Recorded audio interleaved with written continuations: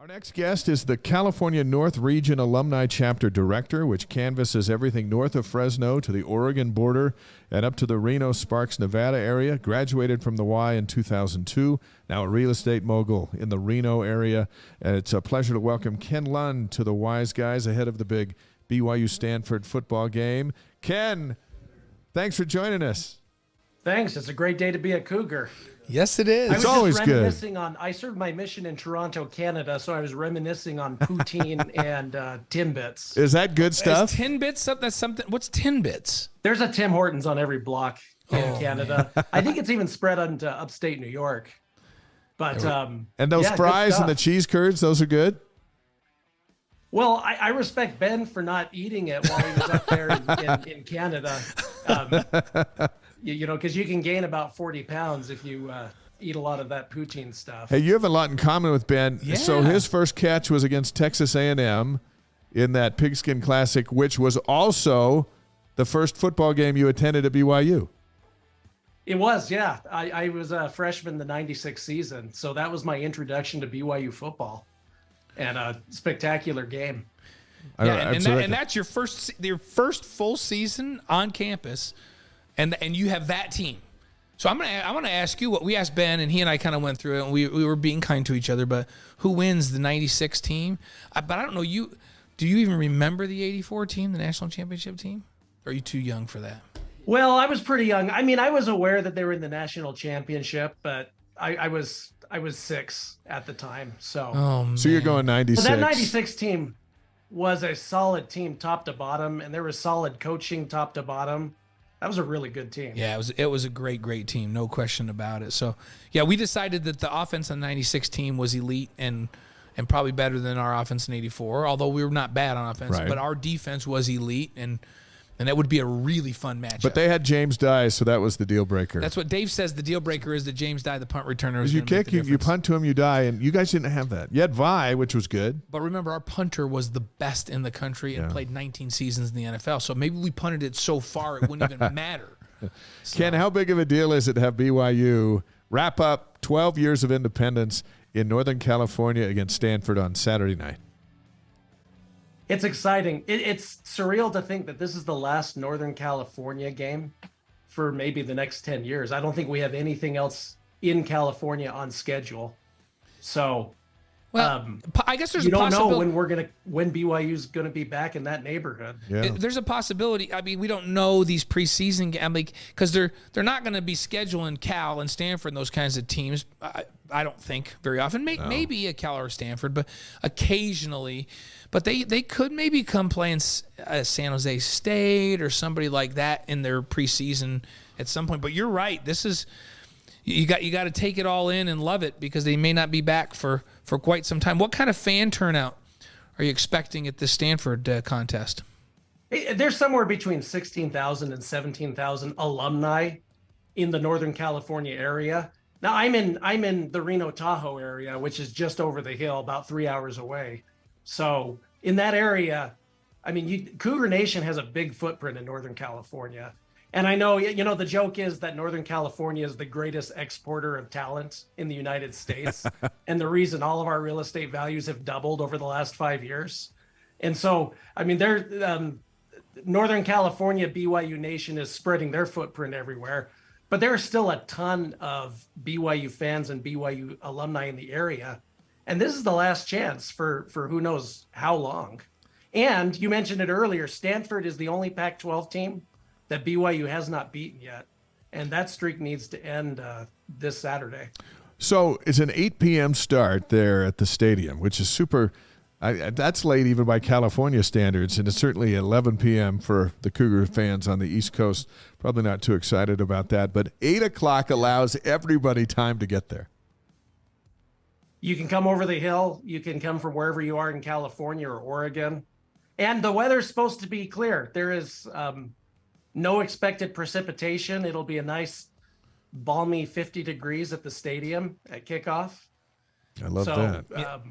There's no reason not to be there. Tell us about. You'll be well fed with turkey and stuffing. Oh, nice turkey. That's what I was going to ask you about. And maybe the meal is part of it, but tell us about the activities surrounding the game, the tailgate, and and what you have in store for BYU alumni that want to participate when they get over there and be part of Cougar Nation. Yeah, so BYU, we're going to be having a tailgate about a quarter mile south of the stadium. It's an area called Corrette Plaza. We've been selling tailgate tickets if you wanted to have a meal through us. I think those have sold out. We're done with sales, but anybody can come and gather with the Cougars. And these alumni activities are always fun because you can see how many fellow BYU alumni you have in your area. And as I've gone to these over the years, without fail, I've met an old roommate, somebody I haven't seen for a long time. It's a big world and a big alumni community, yet it's really tight knit at the same time. We're gonna have games, we're gonna have prizes.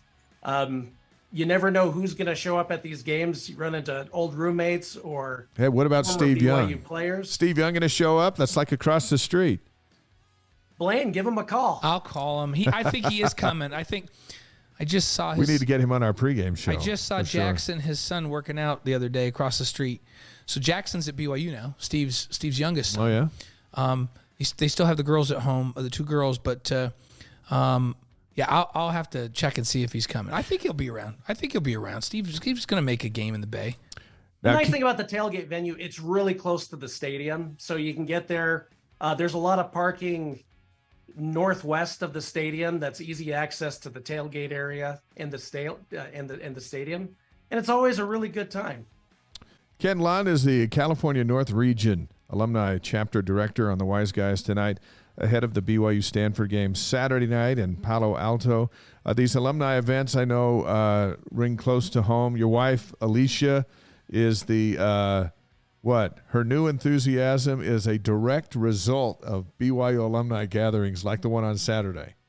It's true. I actually attended law school at the University of Utah, and it was a great thing because I met my wife there. Right. And there's nobody else on the planet that would put up with me like she does, and she's a phenomenal person. But when we were married, she was a Ute fan, and but when I relocated to Reno in 2015.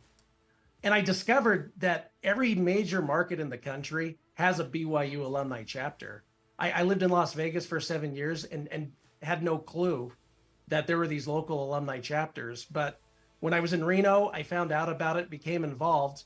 And she's great, and she helped me. And eventually they tapped me to be the chair for our local chapter. Yeah. And Alicia was great about helping me out. But through participating in those activities and going to the chapter conferences we have in Provo, I saw her start to turn a little bit.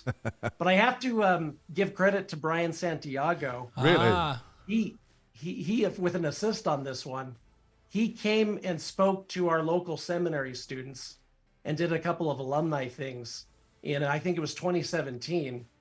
And it would have been really easy for him to cancel. It was the week that he was elevated to be the deputy athletic director, but he came and he left some BYU gear, and I caught my wife wearing BYU hats and BYU shirts around the house, and I said, what's happened here? She says, I'm a BYU fan. She's all in? That's awesome. She's fully converted. Now she's the one that turns on, whether it's basketball, volleyball. Yeah. She's the one that turns on the sporting events in our house and takes our kids to the games whenever they're on the Wasatch Front. So she's true blue. That tells me all those years ago you made a great decision. Complete convert, and it all came around. I love this story. So thanks, Alicia, for being a fan, even though you're indoctrinated with that crazy Ute stuff at a young age. Give us two keys to a BYU win. Now, put your analyst hat on. Now you wear a real estate hat most of the time. Now you're a football analyst here on the Wise Guys. Two things BYU needs to do to win Saturday. I'm going to draw on my depth of experience as a middle linebacker on my freshman football team. All right. Nice. But I think, as we've seen, any given Saturday, you can get a different result. How many upsets and surprising results have we seen across the country? I think BYU needs to come in and have a fast start. Okay. Don't let Tanner McKee get into a rhythm and feel like he can find his receivers. Momentum, I think, will be huge for this game. Stanford's a good team, they've had a disappointing year, Right. but you look at that result against Notre Dame, and they have a good game in them. Yeah. And so does BYU, and we've seen that again and again. I think the other thing is I'd love to see more short game improvement with the line. And I mean, considering that he came from Stanford, I'd love to see some Houston with the rock. And hey, Chris Brooks has some motivation to have a good game against Stanford as well. That's exactly right. I think that'd be fun to see Houston line up at fullback, block Chris for Brooks at tailback, and let Houston just plow the road. That's a good take, Ken. I like it. Hey, does Alicia approve of these two keys? Did you run them past her? Yeah, I may have run them past a couple other people. all right. To vet them. So look, folks coming to the game Saturday night, that alumni area where there's the tailgate, which is sold out, you're still encouraging fans, just come over and mix and mingle. They'll still have kind of somewhat access, or what? Yeah, there'll be access. It's open to everybody. Okay. And one really important reason to go by the tailgate, we've partnered with a really great organization. We made this connection through the local Just Serve rep, but we're cooperating with a local charity there in the Silicon Valley area. We Hope, and we're asking fans to bring pairs of socks and, surprisingly, laundry detergent pods. And We Hope serves the homeless population in the Bay Area, and they have these mobile supply trucks where they're able to give homeless or displaced people showers. You think about, one of the big problems with homelessness is you're wearing these ratty clothes that you haven't washed in who knows how many weeks, months, and they provide laundry services so they can leave these mobile centers with a shower, a clean pair of clothes. So we'll have collection sites there at the venue. Bring warm socks, bring laundry detergent pods, and we can really partner and bring some good to the community along with. That's awesome. That's awesome. We love it. And this has been a theme all year as we've connected with our BYU Alumni chapter presidents. Every one of the chapters in every road venue this year has participated in a service project and served the community around where BYU's playing on the road. It's awesome. Do good in the world, and BYU's doing that all over the country. Ken, one of our live streamers is asking for folks who aren't going to be in the Bay Area, is there a website or some information where folks around the country can donate? Yeah, when I jump off of this, I'll put the link to the We Hope website. If you Google We Hope, you should be able to find it. But I'll put the link in the feed. Great, awesome, Thanks, and Ken. we'll That's send great. it. We'll pass it on to everybody. Some questions on that. Cougar fans love to get involved in good causes. All right, look, we're holding you personally accountable for a win on Saturday night. Now that you've been on the Wise Guys, are you ready for that kind of responsibility? I still remember the 2004 game. I want to get the stink of that game out of my. Man, that's a long No, time. that's like a player though. Players, like, you ask him like, hey, what about this season? Like, oh yeah, I'll never forget when we lost to these guys. So I like that's like stuck with Ken, and he's not happy with that. You can't. Especially because leave I've been this. married for a month, and I had my Ute fan wife that was giving me guff about the game. Well, that's a double whammy. Oh, man. That's a double whammy right there. We're glad you made it through. Time to turn it around for sure. Hey, let everybody down there with the alumni group know about the Wise Guys, and we're just a live stream podcast chat of everything that's important about BYU and BYU sports, including this and the service project and the big game on Saturday. Thank you for coming on with us. Thanks so much, guys. Will do. Appreciate it. All right, got it. Ken, thanks. We'll send you the podcast tomorrow. Ken Lund, the California North Region Alumni Chapter Director. It is so cool when BYU comes there, like the Rolling Stones. The area just gets invigorated, and Cougar fans, young and old, get their BYU shirts and hats on and show up. And I wish we could go to every road venue, but we've been to a lot of them. Yeah, we've been to a lot of them. We used to go more than we do now, and it's awesome, the energy that's around there. And I love this theme that they're going to do a service project every time BYU plays in a road game. It just does so much good for the community, but it also shows that BYU cares about the communities around the country, and that BYU alumni all over the country care about their communities. It's a great thing.